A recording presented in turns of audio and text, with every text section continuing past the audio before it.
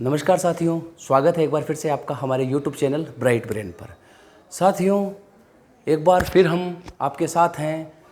Junior accountant भर्ती परीक्षा 2023 paper second जो हमारा है, देखिए आप बोर्ड पे जैसा junior accountant 2023 paper second first section जो हमारी है बुक कीपिंग और अकाउंटेंसी, उसमें हम सेकंड चैप्टर आज क्लियर करेंगे कि अकाउंटिंग प्रोसेस, लेखांकन प्रक्रिया जो है कैसे हम लेखा करते हैं। तो शुरुआत करते हैं साथियों एक प्यारे से कोट के साथ। सीढ़ियाँ उनके लिए बनी हैं जिन्हें छत पर जाना है। सीढ़ियाँ उनके लिए बनी हैं जिन्हें छत पर जाना है। जिनका लक्ष्य हो जूनियर अकाउंटेंट बनना, जिनका लक्ष्य हो जूनियर अकाउंटेंट बनना, उन्हें तो अपना रास्ता खुद बनाना है। तो प्यारे साथियों, शुरू करते हैं आज की क्लास लेखांकन प्रक्रिया। देखिए, सबसे पहले हम जब लेखा करते हैं डे बुक जो हमारी है दैनिक बही, उसमें करते हैं। डेली तिथिवार क्रमानुसार लेखा करते हैं, उसे हम बोलते हैं रोज नामचा। याद कर लेना, रोज नामचा या जनरल जो है उसमें सबसे पहले लेखा होगा और यही खाता बही में खतौनी का आधार भी है। प्रश्न बहुत बार आता है, खाता बही में खतौनी का आधार क्या है? रोज नामचा। अब रोज नामचा व्यापार छोटा है तो एक ही बही रखते हैं, बड़ा व्यापार है तो उसमें एक से ज़्यादा बहियाँ रखते हैं। उसमें कैश बुक भी रखते हैं, purchase book, sales book, purchase return, sales book, journal proper, इस प्रकार से हम पुस्तकें रखते हैं। उस पर हम आगे चर्चा करेंगे। तो सबसे पहले प्रारंभ करते हैं डे बुक में। जब हम लेखा कर लेते हैं उसके बाद हम क्या करते हैं, जो हमारे दैनिक बही में लेखे हो गए तो फिर हम खाता बही में उनके क्या करते हैं, जो खाते खोले हुए हैं उनमें खतौनी करते हैं। खाता बही में प्रत्येक पृष्ठ होता है खाते के लिए, जिसे हम क्या बोलते हैं, लेजर बोलते हैं। उसी को कहते हैं लेजर पोस्टिंग। लेजर पोस्टिंग का मतलब खाता बही जो लेखे की प्रधान पुस्तक भी है। तो मैं आपको प्रश्न भी साथ साथ करवाता चल रहा हूँ, तो प्लीज़ आप वीडियो देख रहे हैं तो आप नोट कर लें भी साथ साथ। ये प्रश्न आपको एग्जाम में मिलेंगे, इनमें से हो सकता है लैंग्वेज चेंज हो। तो चलिए प्रारंभ करते हैं। खाता बही जो हमारी है उसका जब लेजर पोस्टिंग करेंगे तो उससे पहले जनरल में हमने क्या कर दिया, एंट्रियां कर दी डे बुक में। अब चार चीज़ें हैं बहुत इंपॉर्टेंट जो कि आपको देखने लायक है। सबसे पहले जब हम डे बुक में एंट्रियां करते हैं, किससे करते हैं? स्रोत प्रलेखों से, सोर्स डॉक्यूमेंट। तो मैं आपको यही कह रहा हूं, जब हम जनरल जो हमारी होती है, जर्नल जो हमारी होती है, इसमें एंट्रियां करते हैं, इसमें हम क्या करते हैं, एंट्रियां किससे करेंगे? Source document, source document, source document, इसे बोलते हैं स्रोत पत्र। क्या क्या आते हैं इनमें? तो सोर्स डॉक्यूमेंट जो हमारे हैं, इन सोर्स डॉक्यूमेंट में आएंगे सबसे पहले कैश मेमो। क्या आएगा? Cash memo. Cash memo, cash memo क्या होता है? जब भी आप कोई माल या संपत्ति नगद खरीदते हैं तो उसके लिए जो बिल जारी होता है उसे बोलते हैं कैश मेमो। दूसरा इनवॉइस। इनवॉइस, इनवॉइस क्या होता है?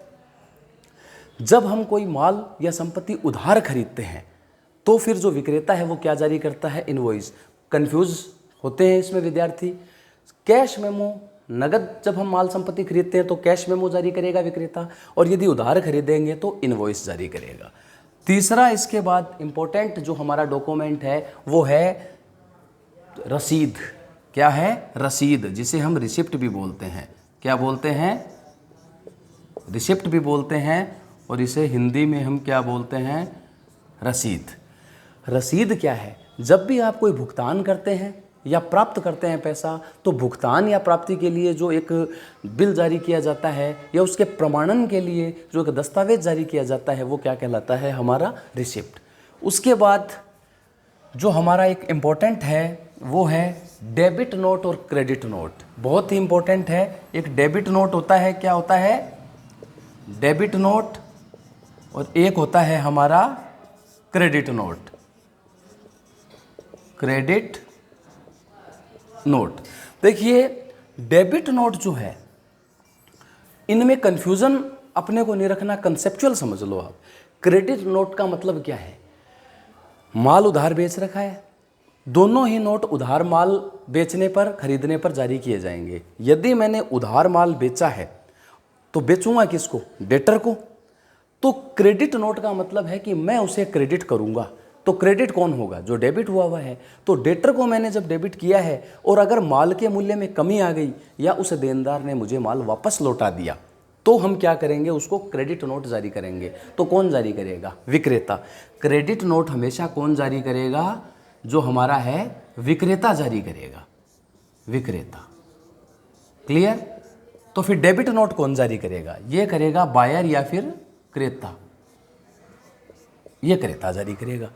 इसका उल्टा हो गया तो फिर क्रेता कब जारी करेगा? जब उसने माल खरीद रखा है, जिसने खरीदा है वही तो है क्रेता, और उसने पता लगा कि विक्रेता से जिससे उसने माल खरीदा उसके मूल्य में कमी हो गई या वो वापस लौटा रहा है, तो वो क्या करेगा? वो उसको डेबिट नोट जारी करेगा। तो जाहिर सी बात है क्रेडिट नोट में डेटर जो कि माल बेचा तो डेटर का खाता डेबिट, तो उसका खाता क्या करेंगे हम? क्रेडिट। कौन? विक्रेता करेगा। और डेबिट नोट में क्या होगा? जो खाता है परचेजर या बायर जो हमारा है, जिसने माल खरीद रखा है, हम क्रेता हैं, तो अब हम क्या जारी करेंगे? Debit note. तो ये आपको ध्यान में रखना है विशेष। उसके बाद में बहुत इंपॉर्टेंट चीज़ है कि खातों के प्रकार। जब हम जनरल एंट्रियां करते हैं तो खातों के कुछ विशेष प्रकार होते हैं। तो इसको मैं एक बार डिलीट कर रहा हूं। तो आप देखेंगे खाते जो हमारे हैं मुख्यतः 3 प्रकार से विभाजित होते हैं। तो सबसे पहला हमारा है, टाइप्स बोल रहा हूं मैं, टाइप्स ऑफ अकाउंट, खातों के प्रकार। नंबर 1 व्यक्तिगत खाते, क्या बोलेंगे इन्हें? Personal account. Number 2 real account, इन्हें वास्तविक खाते भी बोलते हैं और वस्तुगत भी बोलते हैं। नंबर 3 नॉमिनल या नाम मात्र के खाते। तो साथियों पर्सनल अकाउंट, व्यक्तिगत खाते, इनमें और इनमें एक चीज़ कॉमन है, पर्सनल में और रियल में। ये दोनों खाते साल के अंत में बंद नहीं होते, बैलेंस शीट में दिखाई देते हैं। इन खातों के शेष जो लेजर हमारी है उसमें इन खातों के जो शेष हैं वो किस में दिखाई देते हैं? बैलेंस शीट में। जबकि नॉमिनल अकाउंट हमारे हैं नाम मात्र के, नाम से स्पष्ट है, खुला खाता, लेन देन हुआ, बंद हो गया, किस में ट्रांसफ़र कर देंगे नॉमिनल को? या तो ट्रेडिंग में या प्रॉफिट एंड लॉस में। डायरेक्ट एक्सपेंसेस, डायरेक्ट इनकम के खाते ट्रेडिंग में ट्रांसफ़र होकर साल के अंत में बंद हो जाएंगे, और यदि वो अप्रत्यक्ष खर्चों या अप्रत्यक्ष आय के संबंध में हैं तो किस में? प्रॉफिट एंड लॉस अकाउंट में ट्रांसफ़र होकर बंद हो जाएंगे। तो इनके उदाहरण, बहुत बार कन्फ्यूज़न है इनसे। एक क्वेश्चन एग्जाम में, लगभग कंपटीशन एग्जाम जो है कॉमर्स रिलेटेड क्वेश्चन आते हैं उनमें आता ही है और गलत होता है। क्यों? ऑप्शन उलझाने वाला आता है। जैसे पर्सनल अकाउंट में तो कोई दिक्कत नहीं है, राम श्याम, कोई भी राम का, श्याम का, क्रेडिटर का, डेटर का। उसके अलावा ड्राइंग और कैपिटल, कैपिटल का खाता भी इसी में आता है, ड्राइंग का खाता भी इसी में आएगा, ड्राइंग का खाता भी इसी में आएगा, कैपिटल का खाता भी इसी में आएगा। उसके अलावा यदि बैंक में पैसा जमा है या बैंक ओवरड्राफ्ट है वो खाता भी इसी में आएगा। उसके अलावा लोन, यदि कोई लोन का खाता है, उधार, लोन का खाता इसी में आएगा। किसी भी संस्था के संबंध में शेयर कैपिटल्स के अकाउंट है, शेयर होल्डर के, सारे पर्सनल होते हैं। अब बात करते हैं रियल अकाउंट की। वास्तविक खाते जो हमारे हैं REAL, real account. Real account में कौन से होंगे? जो हमारे क्रय विक्रय, क्रय वापसी, विक्रय वापसी, गुड्स स्टॉक, क्लोजिंग ओपनिंग, ये सारे क्या होते हैं? हमारे वस्तुगत। तो जैसे मैं बात करूं, कोई भी फिक्स्ड एसेट्स, कोई भी फिक्स्ड एसेट्स रियल अकाउंट है। गुडविल, गुडविल क्या है? रियल अकाउंट है। उसके अलावा और रियल अकाउंट क्या होंगे? क्रेडिटर नहीं होंगे, क्रेडिटर क्या होंगे? व्यक्तिगत, डेटर व्यक्तिगत। तो फिर रियल अकाउंट में असेट्स आ गई, गुडविल जो हमारी पेटेंट, कॉपीराइट, सब इसमें आ जाएगा रियल अकाउंट में। उसके अलावा सेल्स, परचेज, परचेज, उसके अलावा sales return, purchase return, SR sales return, PR purchase return, ये आपको ध्यान में रखना है। इसके बाद नॉमिनल में सैलरी, रेंट, वेजेज, सब nominal, salary, rent, salary, rent, wages, stationery, octroi, चुंगी, डायरेक्ट एक्सपेंसेस कोई भी। लेकिन ध्यान रखना, यदि कोई बकाया खर्चा या एडवांस में आपने कर दिया प्रीपेड एक्सपेंसेस, वो नहीं है नॉमिनल। क्यों नहीं है, इसका कारण बताता हूँ। क्योंकि नॉमिनल की शर्त क्या है, खुलेगा उसी लेखा वर्ष में खुल के बंद हो जाएगा। तो वो कहाँ है, आउटस्टैंडिंग एक्सपेंसेस या अक्रूड जो हमारी असेट्स हैं उनके खाते पर्सनल होते हैं भैया। लेकिन पर्सनल कौन से पर्सनल, प्रतिनिधि, उनको बोलते हैं हम, क्या बोलते हैं, प्रतिनिधि खाते बोलते हैं उनको। क्लियर, रिप्रेजेंटेटिव पर्सनल, ये ध्यान रखना। तो हमारे, मैं फिर लिख रहा हूं इसमें,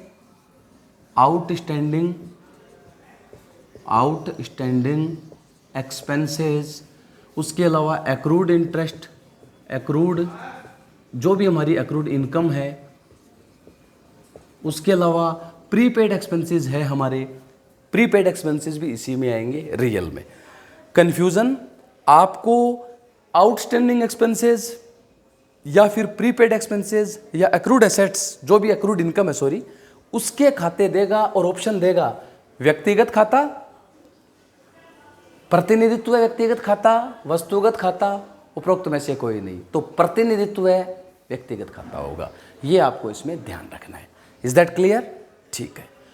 तो नॉमिनल, रियल, पर्सनल, ये आपको क्लियर हो गए। चलिए एक बढ़िया क्वेश्चन, ये चीज़ें तो आपको ध्यान में आ गई। अब उसके बाद में जो सबसे एक इम्पॉर्टेंट चीज़ है कि खातों में एंट्री के जो हमारे हैं वो रूल क्या है। एंट्री के रूल, व्यक्तिगत खाते की बात करें तो जिस व्यक्ति को आप दे रहे हैं, तो कह रहा हूँ पाने वाले व्यक्ति को नाम करो, जिस व्यक्ति को आप दे रहे हो उसको आप डेबिट करो। इसका मतलब दे किसको रहे हो आप, पैसा ले रहे हो, डेटर से पैसा ले रहे हो, तो क्या करोगे, डेटर को क्रेडिट, तो देने वाले व्यक्ति को जमा करो, पाने वाले व्यक्ति को नाम करो। उधार माल बेचा है आपने, तो क्या हुआ, उधार माल बेचा है आपने, तो डेटर है, तो डेटर को आपने क्या कर दिया, डेबिट। क्यों, क्योंकि पाने वाले व्यक्ति को नाम करो और देने वाले व्यक्ति को जमा करो। तो जिससे हमें पेमेंट प्राप्त हो रहा है उसको हम क्या करेंगे, क्रेडिट कर देंगे। क्लियर? रियल अकाउंट में क्या है, संपत्तियां, यदि संपत्ति में वृद्धि हो रही है, संपत्ति में अगर वृद्धि हो रही है, हमेशा ध्यान रखना संपत्ति का खाता डेबिट, उसके खाते का शेष हमेशा डेबिट, दायित्व का, पूंजी का हमेशा क्रेडिट। तो इसका शॉर्टकट बता दूं, जो भी खाते हमारे असेट साइड में आते हैं वो सारे डेबिट होते हैं, भले ही वो लॉसेज हों, असेट्स हों, करंट हो चाहे फिक्स्ड असेट्स हों। और जो हमारे लायबिलिटी साइड में आते हैं, भले ही इनकम हो, कैपिटल हो, वो सारे क्या होते हैं, क्रेडिट। ड्राइंग का शेष क्या होता है फिर, ड्राइंग को हम कैपिटल में से कम करते हैं, लेकिन यदि ड्राइंग का पूछा जाए तो ड्राइंग का शेष हमेशा डेबिट होता है। कैपिटल का क्या होगा, क्रेडिट होगा। लायबिलिटी का क्या होगा, क्रेडिट होगा, भले ही वो लायबिलिटी लॉन्ग टर्म हो या शॉर्ट टर्म हो। ये चीज़ आपको क्लियर होनी चाहिए। उसके बाद में हम बात करते हैं स्टॉक, गुड्स के जो हमारे खाते हैं माल के, उसको हम जब हम माल खरीदते हैं, परचेज हो जाएगा, बेचेंगे, सेल्स हो जाएगा। माल क्या है, जिस चीज़ का हम व्यापार कर रहे हैं, जिस वस्तु को हम क्रय विक्रय का काम कर रहे हैं, वो हमारे लिए क्या है, गुड्स है, माल है। उसके बाद कुछ स्पेशल अकाउंट, पूंजी खाता मैंने आपको बता ही दिया कि पूंजी खाता व्यापार के स्वामी का प्रतिनिधित्व करता है। ये कैपिटल अकाउंट खोला क्यों जाता है, प्रश्न आता है बहुत बार कि व्यापार में कैपिटल अकाउंट खोला क्यों जाता है, किस अवधारणा के अंतर्गत खोला जाता है कैपिटल अकाउंट। ये अवधारणा है पृथक अस्तित्व अवधारणा, सेपरेट एंटिटी। इस बात को याद कर लो अच्छे से, बहुत बार एग्जाम में आया है, इन्हीं नामों में घूमेंगी सारी चीज़ें। आउटस्टैंडिंग कई बार बोला जाता है कि हाँ भाई आउटस्टैंडिंग एक्सपेंसेस के खाते, प्रीपेड एक्सपेंसेस के खाते क्यों खोले जाते हैं। कौन सी अवधारणा, वसूली अवधारणा या आगम मान्यता, रेवेन्यू रिकॉग्नाइजेशन या रियलाइजेशन कंसेप्ट के कारण खोले जाते हैं। ये क्लियर। फिक्स्ड असेट्स को हम लागत पर दिखाते हैं, किस अवधारणा के तहत, कॉस्ट कंसेप्ट, लागत अवधारणा। और इन सारी चीज़ों की कौन सी वैल्यू हम दिखाते हैं पुस्तकों में, जो पैसे में माप सकते हैं। कौन सी अवधारणा, मुद्रा मापन अवधारणा, मनी मेजरमेंट कंसेप्ट। तो ये अवधारणाएं भी आप साथ तैयार करते चलो। मानव संसाधन है, अच्छा काम कर रहे हैं, बहुत बढ़िया, लेकिन पुस्तकों में नहीं दिखा रहे। कौन सी अवधारणा के कारण? मुद्रा मापन के कारण नहीं दिखा रहे, क्योंकि मुद्रा में माप नहीं सकते। ये चीज़ क्लियर है। तो ये अवधारणाएं भी मैंने आपको रिवाइज करवा दी है एक बार। और उसमें आज का जो हमारा है, खातों के प्रकार 3 प्रकार हो गए। उसके अलावा एंट्रियां प्रारंभिक लेखा पुस्तकों में की जाती है। फिर लेजर पोस्टिंग, तो खाता बही में खतौनी का आधार हमारी जनरल लेजर, जो हमारी जनरल है, जिसे हम डे बुक भी बोलते हैं, ये हमारी, पसीना तो देखो आ रहा है, आता ही रहेगा, क्योंकि साथियों ये है, आपको भी पता है कि वीडियो बना रहे हैं, कर रहे हैं, आपके लिए ही कर रहे हैं सारा, तो फिर कोई खास बात नहीं है, आप केवल इसको कंटिन्यू करें। तो हाँ, इसमें बात करेंगे हम इसके आगे हमारे टॉपिक पे कि कुछ विशेष 2-3 चीज़ें और होती है। एक ये लिखा होता है कई बार CF CD, ये लिखे होते हैं carry forward, carry down, brought forward, brought down. CF का मतलब होता है कैरी फॉरवर्ड, मतलब खाते का शेष अगले वर्ष जब ले जाना होता है तब हम कैरी फॉरवर्ड लिखते हैं, लास्ट में लिखते हैं CF। क्लियर? ब्रॉड फॉरवर्ड आगे लाया गया, ये चीज़ आपको इसमें, और कैरी डाउन आगे लाया गया। फॉरवर्ड आगे ले जाया गया और कैरी डाउन आगे, पीछे से आगे लाया गया, ये आपको पता होना चाहिए। उसके बाद एक चीज़ और है, प्रश्न आता है ट्रेड डिस्काउंट का, व्यापारिक बट्टा, बहुत एग्जाम में आया हुआ है। व्यापारिक बट्टा जो है, ट्रेड डिस्काउंट, उसकी क्या एंट्री करेंगे?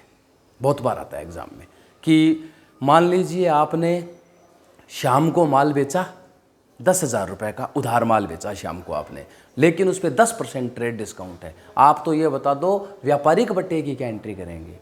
क्वेश्चन ऑप्शन आता है, क्योंकि बट्टा दिया आपने, खर्चा हो गया आपके लिए, डिस्काउंट अलाउड या trade discount allowed, debit to, जिसको भी दिया है उसका नाम, टू सेल्स, नहीं, कोई भी प्रविष्टि नहीं होगी। क्यों नहीं होगी? क्योंकि मुद्रा मापन अवधारणा कहती है जब लेन देन ही नहीं हुआ, मौद्रिक पैसे का लेन देन ही नहीं है, तो कोई प्रविष्टि नहीं है। तो ये आप ध्यान रख लें, व्यापारिक बट्टे की कोई एंट्री नहीं होती है। ये छोटे छोटे प्रश्न हैं, लेकिन एग्जाम में आपको इनसे रिलेटेड प्रश्न मिलेंगे, आप उठा के देख लो। आप सबसे पहले एक काम करें साथियों, पिछला जूनियर अकाउंटेंट जो पेपर हुआ है 16 में 12 में, पेपर उठाओ आप उनके, पहले RPSC करवाती थी, वो पेपर उठाओ और उनमें जो क्वेश्चन है अकाउंटेंसी से, बुक कीपिंग से, उन क्वेश्चन को देखो, आपको पता लग जाएगा कि क्वेश्चन कैसे घुमा के पूछे जाते हैं, आएंगे नहीं। और एक बात, एक गाइड, एक किताब कोई भी सफिशिएंट नहीं है, कोई भी सफिशिएंट नहीं है। मेरे से स्टूडेंट पूछते हैं फ़ोन करके कि सर कहाँ से पढ़ें, सर पूरा कैसे पढ़ें? मैं तो ये कहता हूँ कंसेप्ट को क्लियर करो, अभी आपके पास टाइम कम है, तो सबसे पहले तो इस झमेले में मत पढ़ना कि सर मेरा CET में इतने नंबर है, 140 150 है, मेरा हो जाएगा क्या। मैं कह रहा हूँ आप तैयारी करो, तैयारी करने से कोई नुकसान नहीं होना है। और 101% मानो आप कि 50% अगर है ना, तो उसके ब्राइट चांस है, अच्छे चांसेज है कि वो बैठ जाएगा एग्ज़ाम में। तो आप दिमाग में ये टेंशन ना रखो, ये चीज़ क्लियर है आपकी, तो ठीक है, ये हमारी हो गई। तो अब इस पर कौन कौन से संभावित प्रश्न बन रहे हैं वो मैं आपको एक बार 2-4 बता देता हूँ। फिर इसी चैप्टर का नेक्स्ट पार्ट हम अगले वीडियो में देखेंगे। अगला वीडियो तभी समझ में आएगा जब इस वीडियो को आप पूरा देखेंगे, ये आप ध्यान रख लेना। तो इसके मैं आपको कुछ इंपॉर्टेंट प्रश्न बता रहा हूँ। खाता बही में खतौनी का आधार जनरल, क्यों? क्योंकि वो उसके आधार पे होती है। छोटे व्यवसाय में कौन सी पुस्तकें प्राथमिक रखी, प्राथमिक पुस्तकें कौन सी रखते हैं? केवल जनरल। बड़ा व्यवसाय है तो सब्सिडरी बुक्स भी रखनी पड़ती है, हमें सहायक पुस्तकें भी रखनी पड़ती है। Is that clear? Debit note, credit note जो हमारा था उससे रिलेटेड प्रश्न, डेबिट नोट कौन जारी करता है, क्रेडिट नोट कौन जारी करता है, प्रश्न बन सकता है। कैश मेमो, इनवॉइस, प्रश्न बन सकता है। उसके अलावा आउटस्टैंडिंग एक्सपेंसेस, अकाउंट्स के जो हमारे टाइप है, personal, real account, nominal account, नाम मात्र के खाते, इनसे रिलेटेड प्रश्न बन सकता है।